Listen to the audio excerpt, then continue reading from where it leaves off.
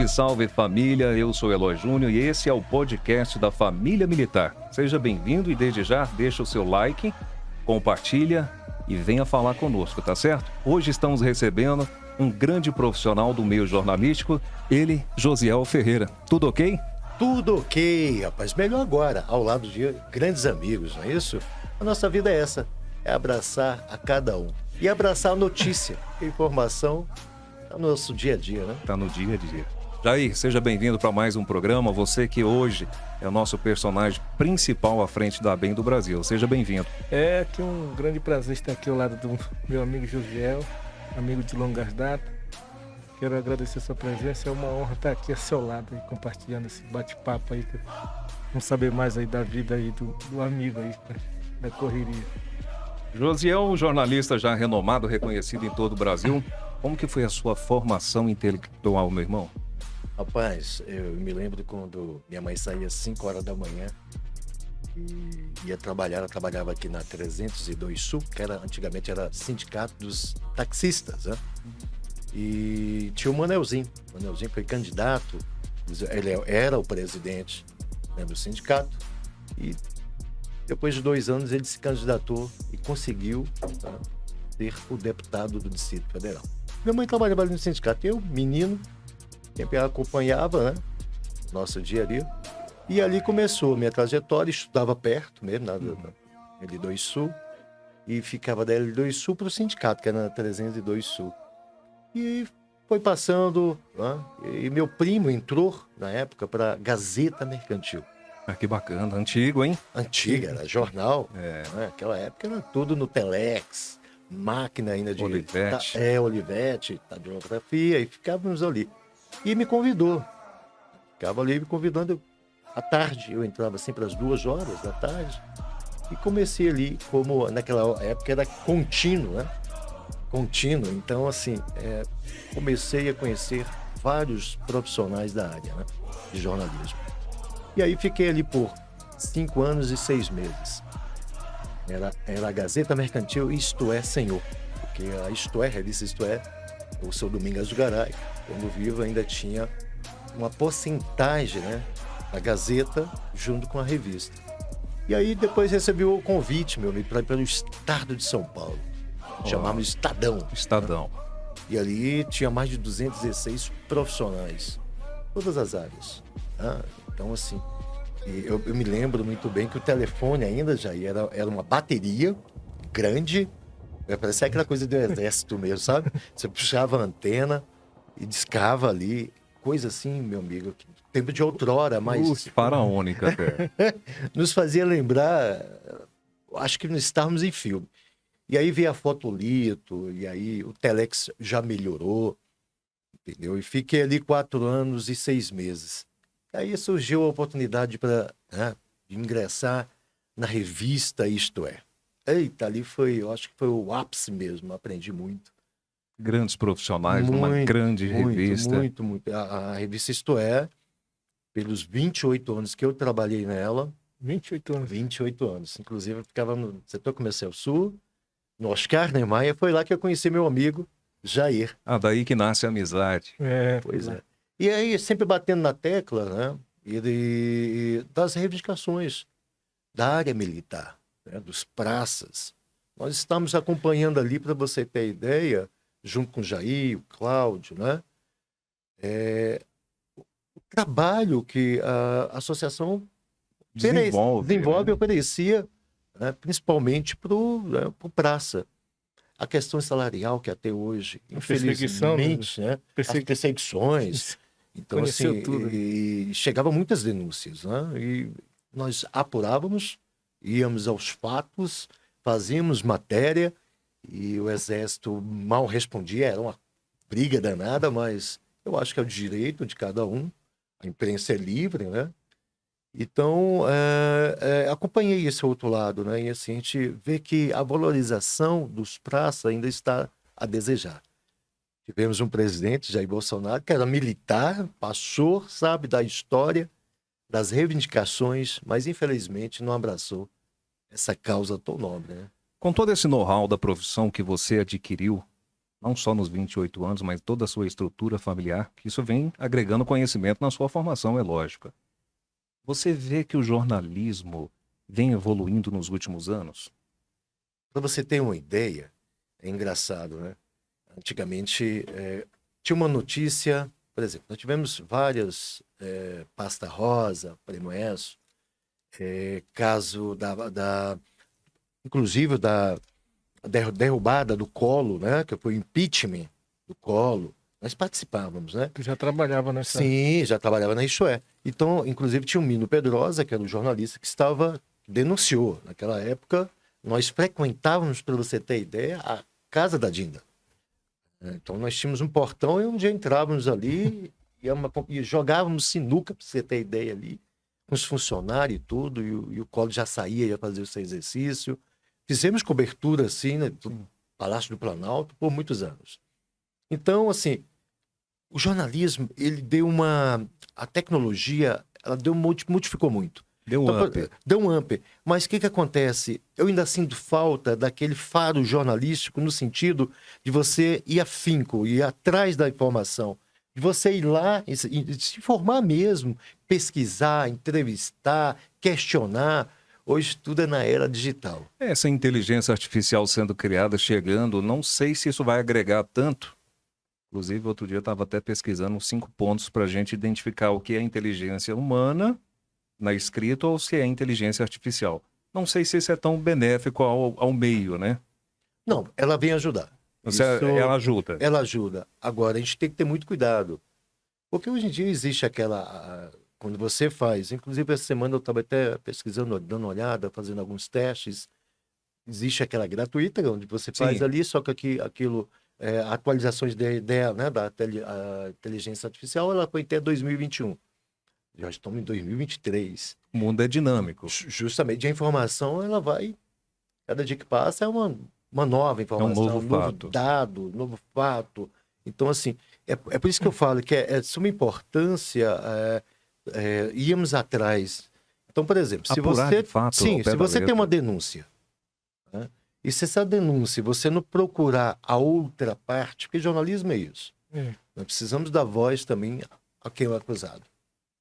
Porque hoje qualquer um pode ser jornalista. Eu sou a favor ainda, né, de você ter o seu diploma, você ter fazer a prova para tirar a sua FENAGE. Isso é um fato relevante a ser tocado. Porque lá atrás, lembra que o STF julgou que para ser jornalista não precisava de uma universidade. Mas eu nunca vi uma empresa séria contratar um jornalista que não tenha o curso de formação. É importante porque você dá credibilidade. E hoje qualquer um pode escrever. Hoje, você veja aí, são pessoas escrevendo qualquer coisa, escrevem besteiras. Né? É por isso que precisa ter normas. Tem que ter lei, infelizmente. Até que você valorize as pessoas e o profissional. Então, o que fica essa polarização entre A e B? Essa briga? Então, nós estamos vivenciando aí um momento muito delicado que alguém precisa tomar as rédeas, né? Tudo bem, pode ser que seja o Supremo, mas que seja em comum acordo com o Congresso Nacional, onde eles fazem as leis e sancionada. Execute, né? Isso, execute e é sancionada pelo presidente. Nós precisamos da credibilidade nos fatos. Agora, essa polarização ela é ruim. Você sabe por quê? Quem perde é o brasileiro. São as pessoas que perdem, Jair. E você sente muita dificuldade, né? Porque as fake news, elas atrapalham em todo segmento. Tudo bem, nós temos aí um presidente que foi contra as eleições da forma que estava acontecendo. Né? Querendo ou não, já admitiu em entrevista e disseminou fake news. Isso é grave. É um presidente da República. Nós não podemos, independente de qualquer presidente que esteja aí, tem que levar esse Brasil a sério. Você sabe por quê? Porque, Jair, nós saímos 5 horas da manhã, pegamos o trem lotado, o metrô lotado, o ônibus lotado, sem dignidade nenhuma. E as pessoas ficam ali, uma apertada na para sustentar esse país. Já eu não sou contra aumento para servidores. Mas você já reparou? Tudo é em prol dos servidores. E o brasileiro, que sustenta todo esse país? As cargas tributárias, os impostos. E nós não temos aí, sabe, um serviço de qualidade. Por exemplo, Brasília ficou parada aqui por 10 anos. Entrou governo, saiu governo, seja de qualquer partido, Brasília ficou abandonada. Aí vivemos uma pandemia. Claro, ninguém estava preparado. O Brasil não estava preparado, o mundo não estava preparado. Mas quem sofre? A população não tem jeito, né? Indo nessa direção, eu vejo também que a população no Distrito Federal sofre muito com o transporte público, né, cara? O transporte é outro. Primeiro que ela é caríssima, né? Você vê subsídios, aí você vê a Câmara onde aprova, por quê? Porque fizeram um contrato lá atrás. Até que melhorou um pouco. Eu vejo que de 2014 para cá, melhorou. Dos legados da Copa do Mundo é a melhoria do transporte, porque era decadente. Quando eu cheguei a Brasília em 2007, a gente tinha horário para pegar um ônibus, para descer dele só Deus. Mas ainda tem área que precisa melhorar muito. Para você ter ideia. Para vocês terem ideia na questão do transporte. Hoje, o governo libanês, por onde você passa no Distrito Federal, você vê uma obra. Jair. Túnel Rei Pelé. Quem diria que aquele ia sair do papel em 2 anos e meio? E é um projeto antigo, né? Sim. É um projeto que ninguém antigo. Teve o cunhão, a responsabilidade de bater no peito e falar, eu vou fazer. Mas Ibanez fez. Estamos falando de coisas que são concretas. Aquele túnel de Taguatinga também ali foi. Aí nós temos Recanto das Emas. Nós temos o que vai para Sobradinho. Que hoje é Viário Roriz, tal, em homenagem ao ex-governador Roriz. Então, se você pegar aí, ou se brincar, são 7 ou 8. Temos agora do Sudoeste, Parque da Cidade, que está saindo, Recanto das Emas. Então, assim, algo está sendo feito. Porque nós estamos pagando por isso, né? E alguém teve a sensibilidade de falar, peraí, eu preciso mudar. E, querendo ou não, foi o único governador nascido em Brasília, foi reeleito pelo povo no primeiro turno. É um fato histórico, não deixa de ser. Já tivemos Roriz, fez muita coisa boa. Tivemos, qual foi a referência maior do governo Roriz? Ponte JK. Referência. Um monumento que até aí, inclusive, precisa passar agora por reformas. E já está em curso, licitação. Tivemos Arruda. O Arruda fez a pavimentação da L Prats, né? Que foi toda aquela nova ali, pista nova para pegar o BRT. Mas parou. Por quê? Por causa de denúncias. Foi preso. Tudo isso tu vem acompanhando ao longo do tempo. Sim, aí nós pegamos Agnello. Qual foi a maior obra da Agnello? Tá aqui do lado. Mané Garrincha. 1 bilhão. O maior, rapaz, eu fico me perguntando, foi preso. Filipelli foi preso. Arruda foi preso. Por quê? Porque o dinheiro do povo foi mal empregado, meu amigo. O jornalismo é isso. Ele precisa ser dinâmico, rápido, que nem luz. Ele precisa ser verdadeiro. Nada de fake news. Eu, graças a Deus, nunca tive esse problema. Então, assim, por quê? Porque tem hora que a gente tem que ser crítico. Eu sou um cara crítico. Tivemos um programa, pra você ter ideia, da maior audiência aqui no Distrito Federal, que chamava Pau no Gato. Pau no Gato. Eu não sei se você já ouviu. Lembro na rádio. Mas por quê? Atividade? Não, era Passamos pela Rádio OK FM, que hoje é Metrópolis, né? Depois fomos para a Rádio Atividade, que é outro canhão. Chega até Caldas Novas, pra vocês terem ideia. E pega aqui uma região de Minas também. Então, o que acontece? Qual era a maior demanda? Ouvir a população. Por quê? Porque, às vezes, Jair, eu passava com o meu carro, o pneu rasgava. Porque tinha um buraco. Porque o governo não cuidava. Muitas vezes o cara jogava o lixo ali, tem uma lei que permite multar e não multava. E o governo também não ia lá e fazia o papel dele. Rodrigo Hollenbeck foi esse problema, seríssimo. A leniência do serviço público é algo trágico. Sim, sim. Então, hoje, voltando para cá, para o Distrito Federal, nós temos um governador, junto com a vice-governadora, que é a Celina Leão, que vem fazendo um bom trabalho. Agora, tem um gargalo que é muito complicado quando a gente fala na saúde do Distrito Federal. Permita só uma alteração. Além da saúde, eu vejo a questão da segurança pública. Mas, para você ter ideia, nós tivemos aí esse 8 de janeiro que foi terrível para o Brasil todo. Para a democracia, né? É um momento a ser esquecido na história do Brasil. E querendo ou não, eu acredito que quem está preso hoje está pagando por aqueles que são os mandantes. E eu espero que a justiça seja feita, mas que seja feita, né, dentro da lei. Porque houve erros de várias partes. O governo Lula errou. Errou e errou feio. O governador Ibanez, para vocês terem ideia, né, pagou um alto preço, porque ele foi, querendo ou não, vou falar para vocês aqui, usaram de má fé para prejudicar o governador Ibanez Rocha no Distrito Federal, eu já. Até então, a alta cúpula da PM do Distrito Federal está presa.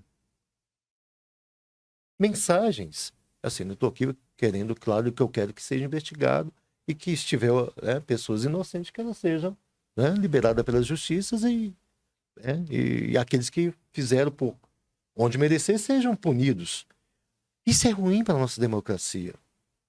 Eu fico me perguntando, você é um candidato por onde ficou 30 anos no poder, dentro da Câmara Federal. Você foi eleito pela urna eletrônica, pelo povo. Aí você briga com a imprensa, você briga, né, com o Supremo Tribunal Federal, com os poderes, com o Executivo, com o Legislativo, com todo mundo, e acha que é dono do mundo. Poxa, não é por aí. Então deixa eu te perguntar, José, qual a importância do jornalismo de qualidade em uma sociedade democrática? Que eu acho que vem nesse viés do que nós estamos falando, né? Eu acho que a gente tem que ouvir a população.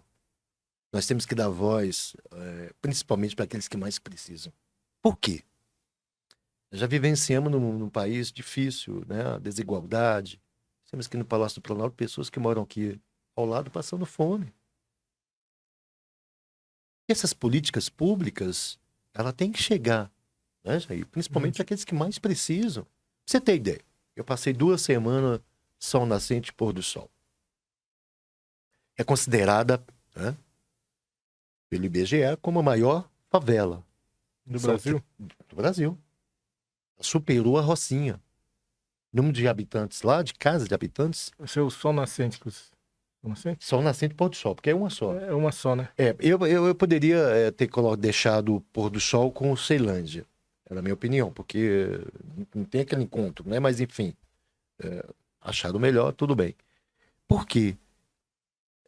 Então tem chegado, né? E está demorando. Pra você ter ideia, o governo do Distrito Federal investiu lá agora, tá, nesses 4 anos aí, 369 milhões. Tem trechos que já estão bem avançados. Fui acompanhar. Inclusive, teve uma ação... Você faz a cobertura, né? Cobertura. Teve uma ação social da Fé Comércio mais perto de todos. Onde você leva a dignidade, saúde, educação, lazer, turismo. Trabalho. Então, quando eu vi uma senhora entrevistando ela, por exemplo, ela falando, poxa, até que fim chegou na minha cidade, porque eu precisava, né, de uma dentadura. Rapaz, aquilo me chocou. Algo tão simples. Simples. Mas que para ele se torna difícil, porque a demanda é muito grande. Questão do acesso. Então, quando você dá voz, né, para as mãezinhas, né, quando você dá voz para um pai, para o empresário da cidade, você está ajudando. A cidade precisa de políticas públicas, né? Precisa de investimento na educação. E quando você é um gestor e começa a ler uma matéria, pô, falta algo aqui, eu preciso dar atenção para essa região. Por exemplo, nós fomos na inauguração, no dia do aniversário agora da cidade, esse mês, dia 14, inaugurar o primeiro restaurante comunitário. Lá no... Sol nascente, pôr do sol. Que bacana. Rapaz, você sabe o que é isso? 1.800 famílias sendo atendidas. Você toma o café da manhã a 50 centavos, você almoça 50 centavos, R$1, e À noite, toma sopa por R$1. Então ele gastou durante... de R$2,50 a dia. R$2,50. Gente, agora, eu também sou a favor do seguinte, beleza. Nós temos aí o cartão prato cheio, cartão material escolar, tudo isso. Agora, as pessoas precisam também procurar melhorias. Tá? Essa concepção do assistencialismo, às vezes, o governo tende realmente a ajudar os mais necessitados. Mas eu vejo uma questão do comodismo. É justamente nisso. Esse ponto é você sentar porque vai chegar. Aí também não adianta, porque o governo trabalha para as melhorias, mas se você não fizer a sua contrapartida, a gente não vai evoluir nunca. Às vezes falta até de comunicação também. Então, por exemplo, eu estava até conversando com um prefeito lá, né, que é o administrador, que é o Cláudio Ferreira, falando, Cláudio, precisa fazer aqui, né, na própria administração, final de semana, curso para as mães, fazer parceiros, empresários que querem, não é, fazer parte da comunidade, para estar associando, sabe, trazendo informação, professores de todas as áreas. Eu conheço uma menina, para você ter ideia, ela da UNB, né? Ela dá aula ao final de semana para crianças carentes, aula de inglês. E as melhores colocadas, Jair, são levadas para os Estados Unidos, que é uma parceria entre a faculdade, entendeu, daqui de Brasília, com os Estados Unidos. Você tem ideia, esse mês já foram 3 crianças. Que melhor que isso, qualidade de vida. Você está mudando a vida de uma criança, que futuramente pode ser um médico, que futuramente pode ser um advogado, futuramente pode ser um militar. E vai tirando essas crianças da rua, vai ressocializando, vai inserindo esses meninos a um novo tempo, a uma nova realidade. E os pais precisam. Lugar de criança é na escola. É fazendo cursos. Lá em casa eu sempre falo para meus filhos, não se preocupe, vocês vão estudar. É o pilar de tudo, já. Educação é... E começa de berço. Então, por exemplo, nós estamos vivenciando um momento triste na sociedade, não só em Brasília, como no Brasil todo. Esse ano chegamos a 25 feminicídios no Distrito Federal. Gente, o que está acontecendo com o ser humano? E o índice muito alto. É uma doença. É uma prática preocupante. Eu estou achando que nós temos que trabalhar agora o homem. Porque nós temos vários mecanismos, né? Hoje, aqui no Distrito Federal, botão, né? Inclusive foi lançado agora, as crianças que ficam órfãos no feminicídio vão receber um salário mínimo. Foi aprovado agora pela Câmara Legislativa essa semana. O governador está viajando, está chegando, vai sancionar. Essas crianças não ficarem desamparadas. E o futuro dessas crianças? Quem é que vai cuidar? Um trauma, né? Agora, o homem precisa trabalhar a mente do homem. Nós precisamos começar na educação. Levar... Eu cobrei, eu estava com a Elva essa semana, que é a secretária de Educação, falei para ela, secretária, precisa fazer políticas voltadas para o homem, para as crianças, dentro das escolas. Pega aí a pasta da mulher, né? A Polícia Militar, a Polícia Civil, a Secretaria de Educação, a Sejus, e vamos trabalhar. E principalmente inserindo os pais, né? Nesse contexto. Sim. Aí, porque uma das parcelas de culpa que eu vejo aí também tem a ver com a criação, né? Jair, você tocou num ponto importantíssimo. Educação, quem dá são os pais. Na escola você aprende inglês, matemática, português. Agora, os pais não têm interesse. É verdade, a realidade é essa. Quando a gente ouve o discurso de que a escola tem, de certa forma, um termo, um jargão que eles usam muito modificado a cabeça, tem sido tendencioso, eu sempre me questiono, José, se a criança passa no máximo 4 horas na escola, ele está 20 horas à disposição da família. Então, como que a escola tem toda essa capacidade de deformar a mente dessa criança? Ser tendenciosa dessa forma? Então, nisso, com base no que o Jair falou, é muito importante inserir não só a criança, mas também os seus formadores, para que mude essa concepção, para pensarmos em um dia melhor. Engraçado, você tocou num ponto muito interessante. Por exemplo, todas as reuniões que tem na escola, eu faço questão de ir com minha esposa. E aí, eu estava reparando essa semana com ela, meu filho agora estão estudando no IFB, né? Sempre foi na escola particular. E precisamos... É uma escola muito boa, né? É referência, IFB. E estamos vendo quantos pais não têm interesse, ou às vezes também até por falta de tempo. A gente também aqui não pode, né, Jair? Porque muitos trabalham, né, mesmo chegando cansado.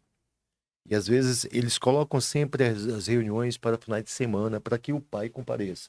Mas mesmo assim os pais não têm interesse. Estão preocupados com seus filhos. Josiel, o que adianta um grupo, um corpo docente da escola parar, fazer todo o planejamento pedagógico, se o pai e a mãe não fazer parte, não se fizer presente nesse contexto?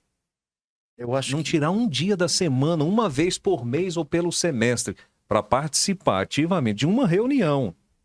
Não, e se, aí fica praticamente se caso impossível. vier acontecer algo com o filho na escola, vai lá, põe culpa nos professores, né? Como se a obrigação fosse dos professores, né? Sendo que os professores estão ali para fazer um complemento, né, na educação. Não ensinar a personalidade para um filho, né? É que isso vem de casa. Minha esposa é pedagoga, né? Tem mais de 30 e poucos anos na fundação. E eu também, eu fiz o concurso e tal, passei. Só que depois eu fiquei um ano, porque eu precisava ir, mas eu fui para o ensino especial. Crianças com DI, DEMU, TEA, TDAH, todo tipo. E eu vi que, rapaz, aquelas são excluídas. Vou contar a historinha para vocês aqui, que ela é verídica e verdadeira.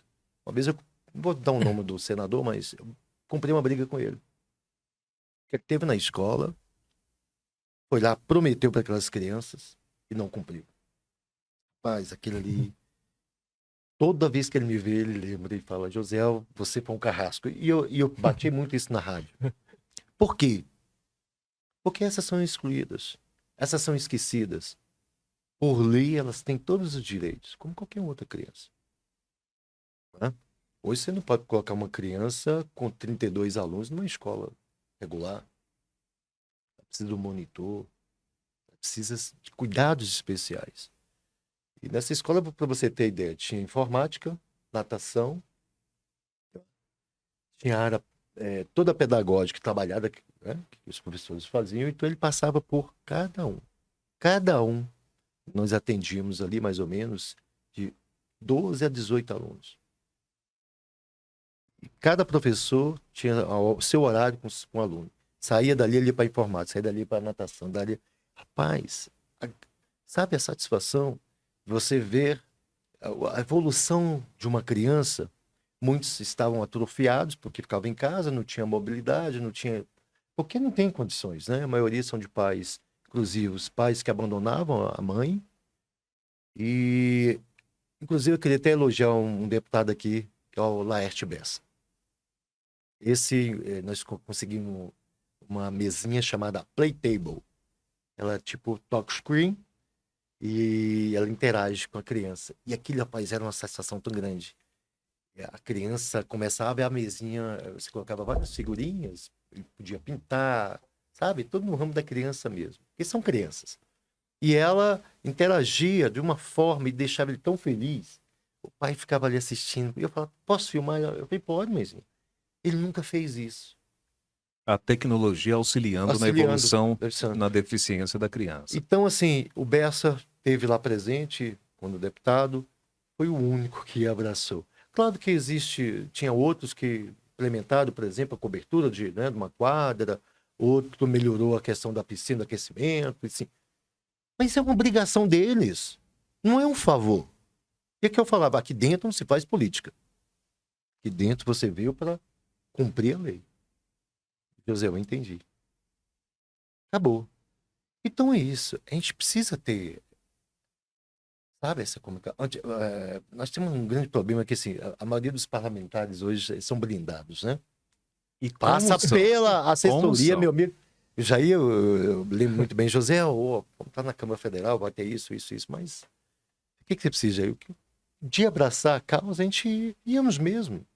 Você fala: qual deputado, Jair? Vamos lá, vamos cobrar dele, porque Cabo Daciolo foi um dos grandes, né? Que lutou muito, mas sozinho não consegue, né, Jair?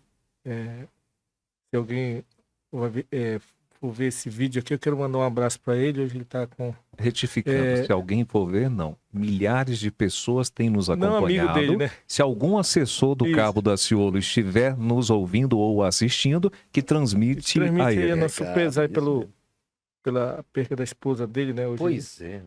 Faleceu a esposa dele terça-feira. E estou aqui mandando um abraço para ele, pedir força aí que vai dar tudo certo na vida dele. Em breve aí eu vou ter a honra aí de dar um abraço num grande amigo que é o Daciolo. Exato, aqui em nome da Bem do Brasil externamos os nossos sentimentos ao Cabo Daciolo, que infelizmente perdeu uma companheira de tanto tempo, não é fácil para ninguém. Meu amigo, a gente vê esse crescimento impactante das redes sociais e tem impactado mesmo com as fake news de todas as formas. Qual a correção que você, como jornalista de longas datas, vê para um futuro imediato, não a longo prazo, a curto prazo, para a gente combater essas fake news? Nós temos hoje várias ferramentas. Primeiro que as pessoas acreditam em tudo. Acredita. Gente, é incrível. Você sabe por quê? Hoje, tudo está na palma da nossa mão. Né? E a informação é muito rápida. Então, o que acontece?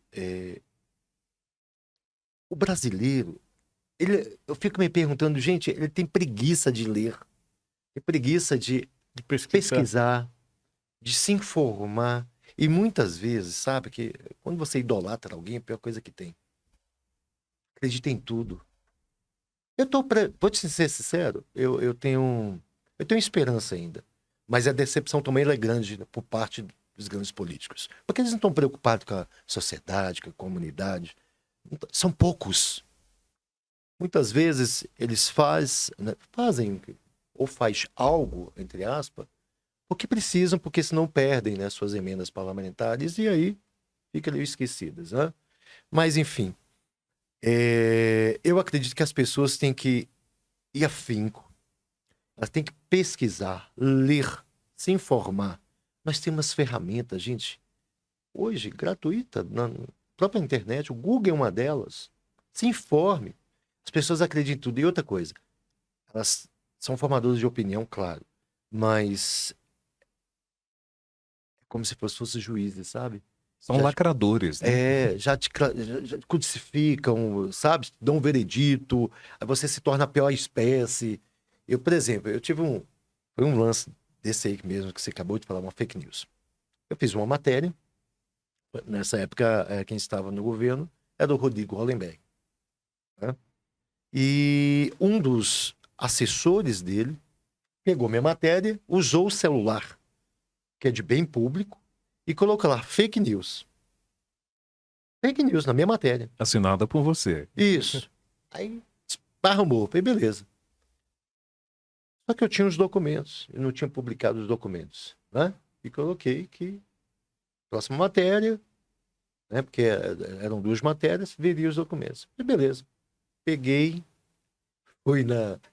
fiz uma ocorrência, né?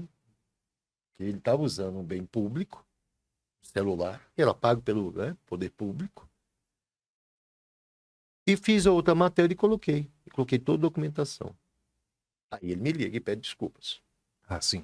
Aí a palavra desculpa sobrepõe todo o trabalho que você fez. E aí eu falei, eu preciso por escrito. E ele mandou por escrito e colocamos por escrito. Então, assim, a gente precisa tomar muito cuidado. Muito cuidado mesmo. Porque a informação, existe as fake news mesmo que, olha, ela te derruba, ela te leva ao céu, te leva ao inferno. Então é o seguinte, a gente tem que ter cuidado com tudo que a gente faz, principalmente quando se trata de um ser humano. Mas, porque... só aproveitando aqui essa, e me diz uma coisa, diante dessas matérias que você faz aí, você já respondeu algum processo para... Já aí teve 2 processos, vou contar para vocês. Uma foi da Jugunta, né? Que ela fazia parte do Ministério da Ciência e Tecnologia. Um pouco, né? Sim, e houve lá atrás uma licitação, só que nessa licitação 2 pessoas entraram com processo contra essa licitação, porque a pessoa, né, passando toda a informação, dizem as pessoas que estavam no nome do marido dela. E eu fiz essa matéria. Eu estava com os documentos e tal. Eu não publiquei.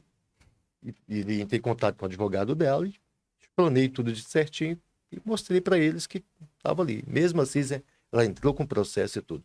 E eu provei na justiça que eu tinha documentação. Então, assim, fui inocentado, sem problema nenhum. Né? Então, assim, acontece. Jornalista que é jornalista não levar nenhum processo, não é jornalista. A verdade é essa, né? Por que acontece, Jair? As pessoas, às vezes, quando assumem uma pasta, elas acham que são donas. Não é assim, tem todo um trâmite correto que você tem que seguir. Existem leis. Então, quando você se apodera de uma cadeira e acha que é dono, tem algo que está errado.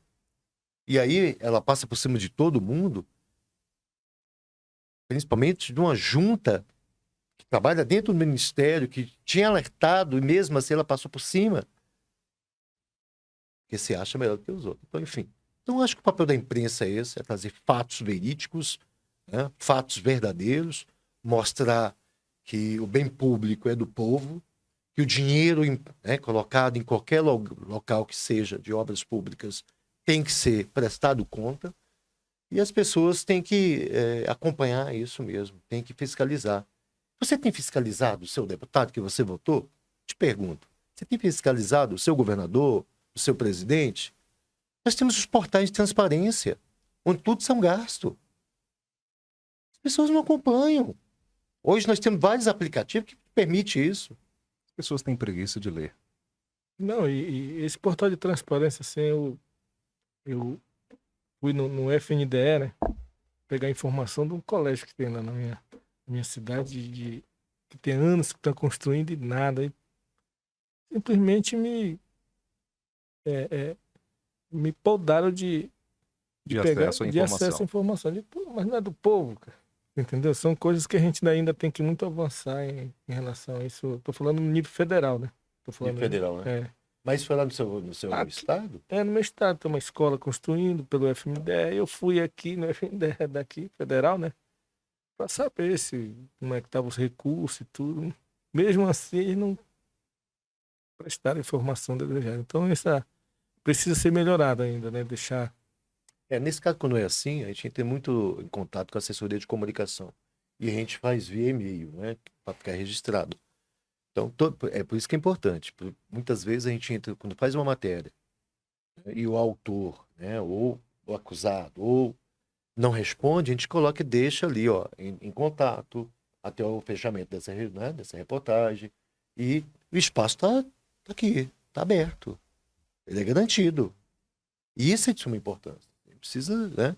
Por exemplo, essa semana nós estamos aí um deputado distrital que está respondendo, né, que foi uma suruba, palavra feia, mas é suruba mesmo, é o caso do deputado distrital Daniel Donizete, né, que foi para um motel com 2 assessores, onde a menina foi espancada, E ela entrou na justiça, inclusive já deu depoimento ao Ministério Público, na delegacia, e está acusando ele mesmo por ter... Não foi ele, né? Que ele está sendo investigado.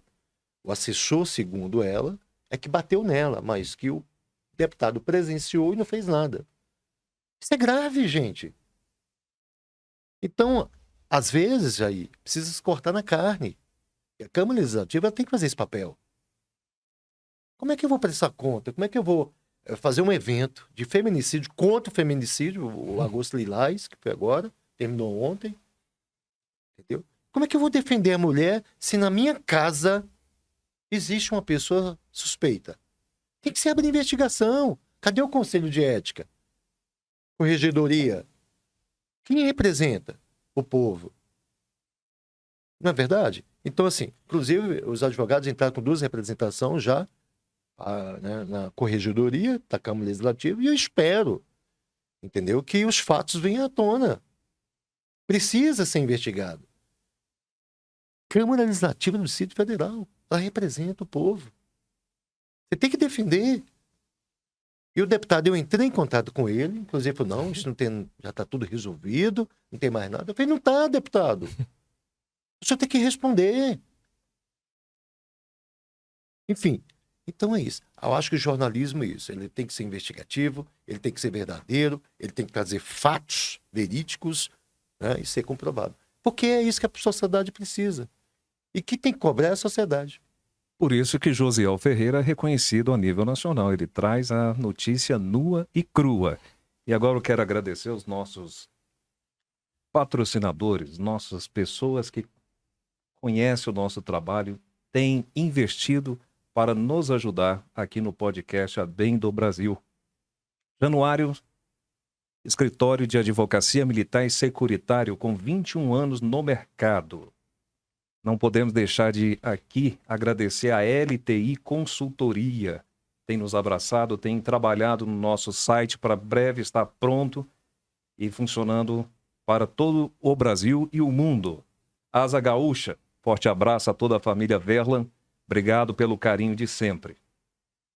Josiel, voltando a falar do jornalismo, você tocou num ponto fundamental, que é a ética. Dia 17 de junho, fez 51 anos daquele caso do Washington Post, que eles postaram o escândalo de Watergate. Lá foi o Bob, né, e o Carl, na época, que divulgaram e veio até a cassação lá do Nixon, então presidente. O jornalismo investigativo ainda é o principal gênero hoje mais utilizado dentro do jornalismo, correto? Sim. Porque tudo é investigação. Como que você vê hoje? Está mais fácil as investigações? Está mais blindada? Como que está isso para você que vive do jornalismo?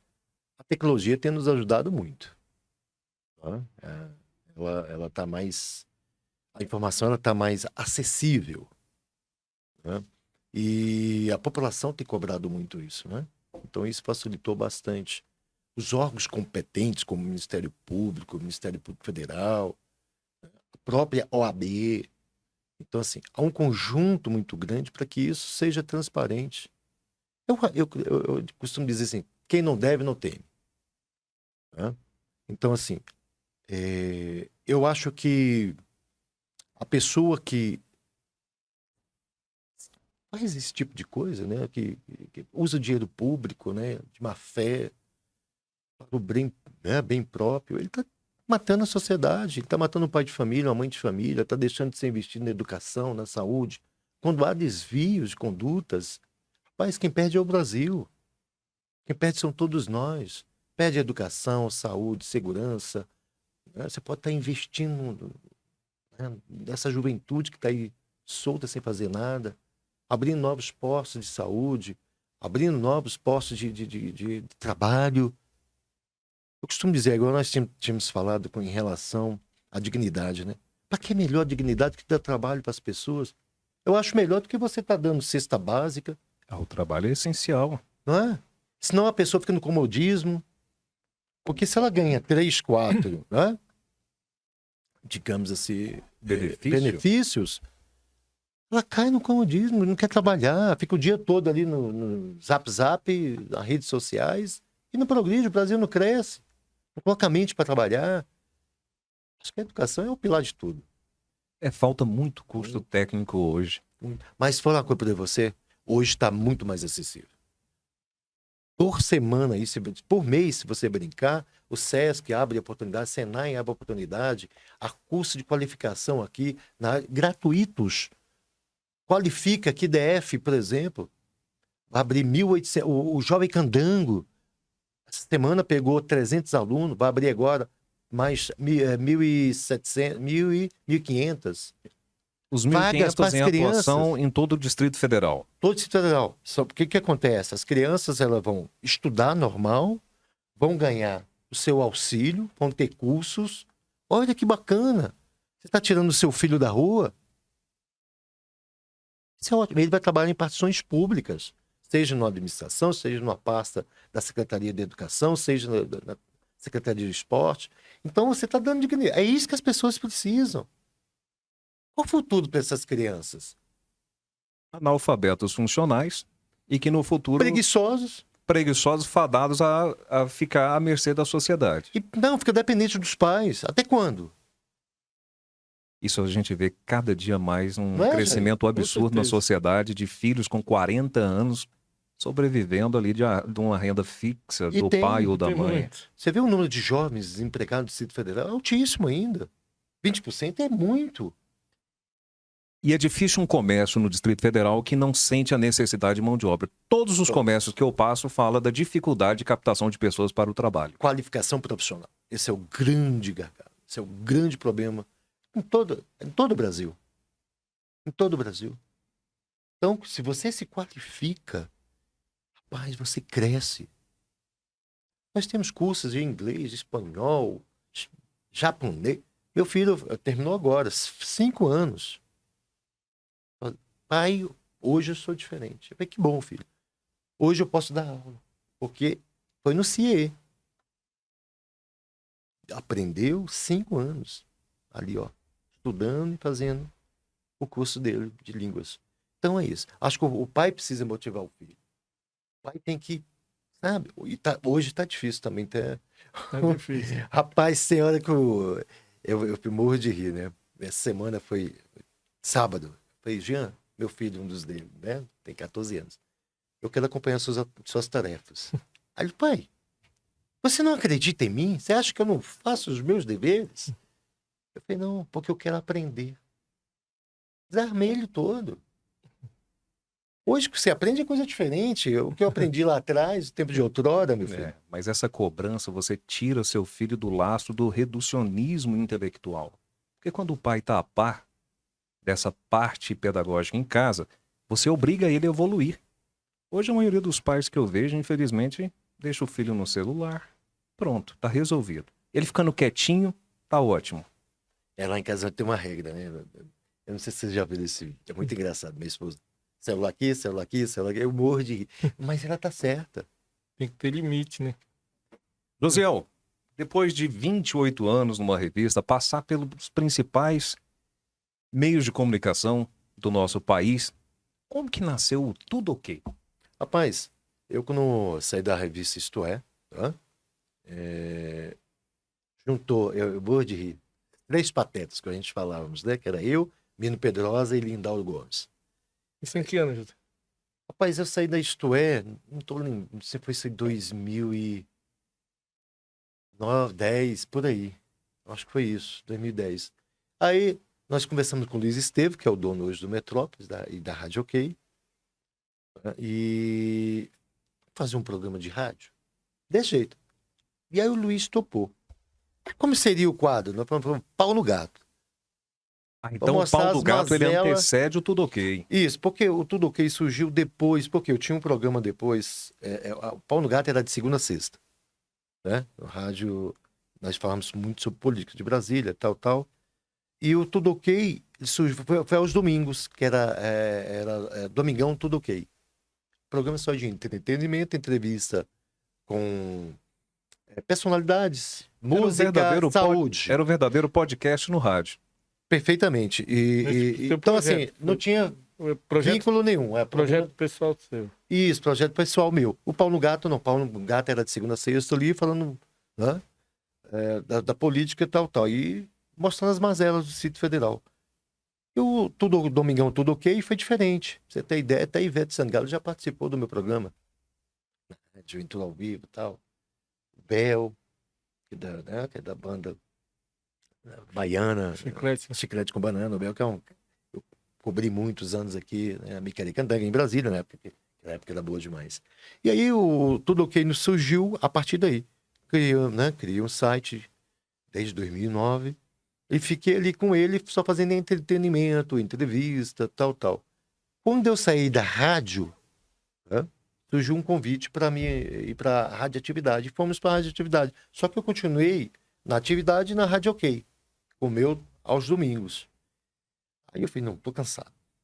Aí a Cecília Maia, hoje que é a esposa do Heraldo Pereira, da Rede Globo, me convidou para ir para o Fato Online.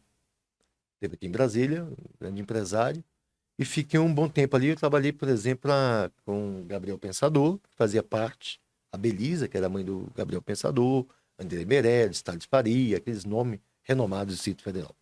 E aí, o projeto não vingou, saí, e aí eu falei, quer saber? Eu vou tomar conta do que é meu.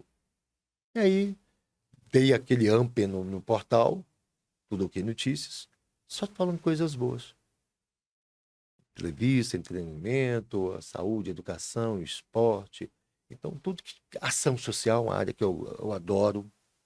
Eu gosto demais. Já está convidado a visitar o nosso novo programa que está nascendo no Itapuã. Itapuã. Tá? Nós estamos fazendo aí um termo de cooperação com uma ONG chamada Menor do Futuro, que visa a profissionalização digital das crianças.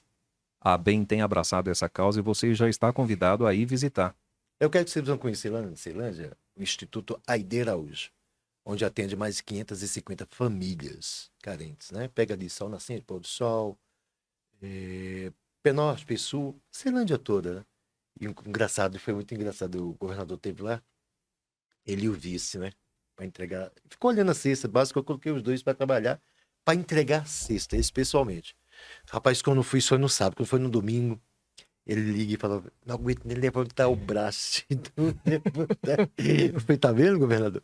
Isso é o que nós fazemos todos os dias. Perfeitamente. Então, um beijo no coração da dona Aide Araújo, que tem abraçado muitas famílias. E, assim, é bom fazer o bem para as pessoas, sabe? Quando você vê uma pessoa carente precisando, meu amigo, você divide o que você tem.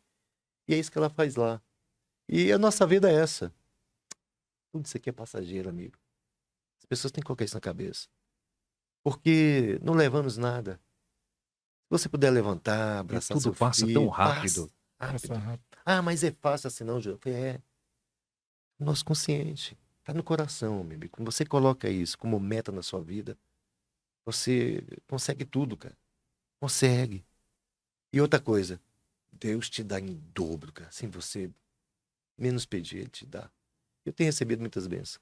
José, qual conselho você daria hoje para o jovem que está ingressando na faculdade com o sonho do jornalismo? Porque hoje eu vejo que o jornalismo que você, depois de mais de 30 anos de trabalho, entrega para esse jovem é diferente do jornalismo que você recebeu. Sim, muito diferente. Muito. Eu acho que eles estão com tudo na palma da mão já. Muito fácil. Tudo fácil. Mastigado também. já. Tá.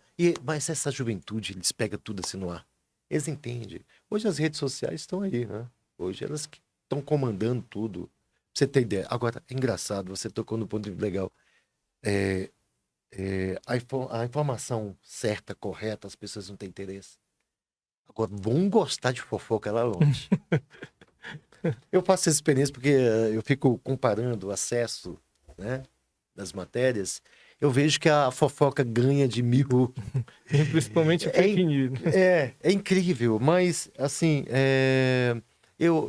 estudem mesmo, se dediquem. Eu acho que vocês estão com tudo na mão. Hoje você leem bastante. Claro, hoje você, por exemplo, com o celular você faz entrevista, você já grava, tudo. Antigamente você precisava de um repórter, cinegrafista, você precisava de um cara para muito bom, né?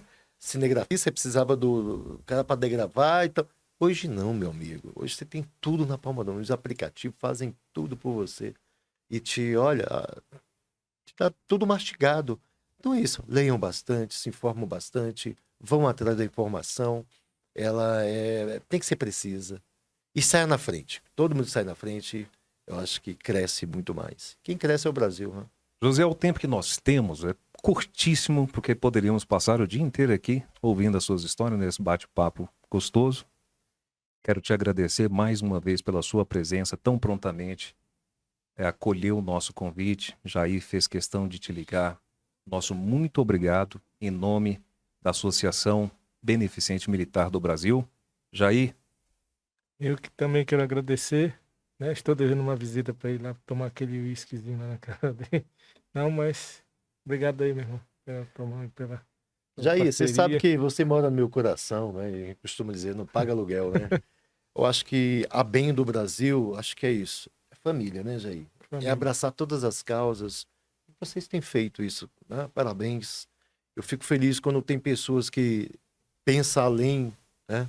que pensam no próximo. Acho que é isso que nós precisamos. E precisam valorizar os militares. Esses que se dão a vida, saem, né, pela pátria, que vestem com orgulho, que colocam a bandeira no coração, sabe? 7 de setembro está chegando aí. Que um momento melhor do que esse. Né? Então, parabéns para vocês, parabéns pelo programa. Vocês estão...